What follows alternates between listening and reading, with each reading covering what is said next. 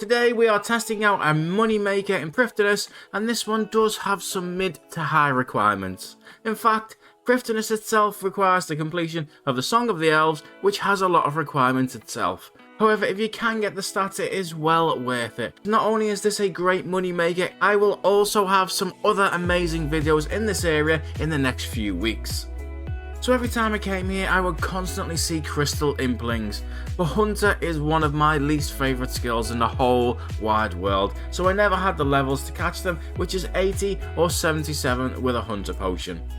These things have an average loot of around 66k according to the wiki, but that doesn't include the crystal shards or acorns that give you the crystal shards, since they are untradeable, but you can make good money from those by adding them to potions, which increases the average loot to around 76k per crystal impling that you catch. So the first method I wanted to try was to cover the largest area possible in the shortest time, to catch as many of these as possible. So I figured a lap of the inner path, which took around 40 seconds each time, covered around 50% of the city in each world, so in theory, catching half of them within a fairly short time. So to do this method, all you're going to need to do is a ton of staminas and some impling jars, plus your butterfly net and some weight reducing clothing, and if you don't quite have 80 hunter like me, you're going to need some hunter potions too. The pathing inside of Thriftiness is honestly horrible, apart from the inner and outer circle, so this way I could see as much of the map as possible without hitting any obstacles. On the first run I found far more crystal implings on the west side of the map than I did on the east side, but in one run that could possibly have been purely coincidental, so I wanted to test a few different methods. There isn't a lot of information on crystal implings, and they don't appear to follow normal impling rules, which are that implings normally spawn for 15 minutes at a time, and for the first 2 minutes they are invisible. That way they can move around and their spawn location is never completely accurately known.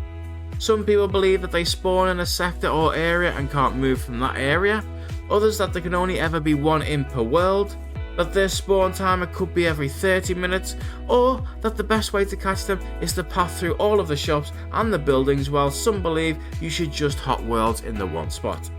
All I knew was that these things can make you a lot of money, and I see them all the time. If you notice on this run, I started off really strongly, and then I had a long spell of only catching a few imps, and this will be key later to understanding their spawns. For my first run this wasn't too bad at all, and I caught 14 crystal implings at an average of 76k each. That's 1.06 million GP profit. Good, but so far not the best moneymaker, especially considering the requirements.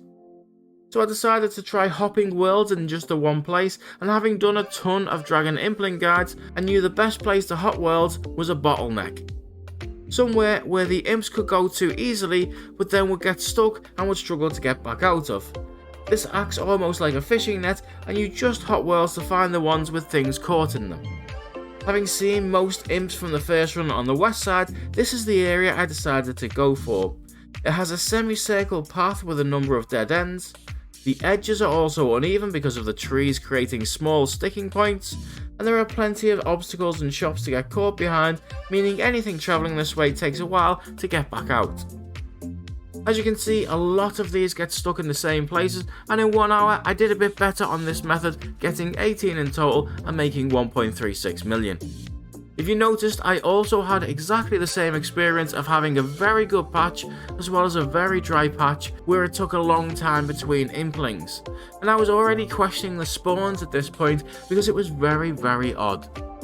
So I tested out a spawn point in each section, spending a few minutes at a time in each area to see if I had a purple patch, hoping I would see loads, which would then have told me that they rotate spawn positions, but it didn't happen.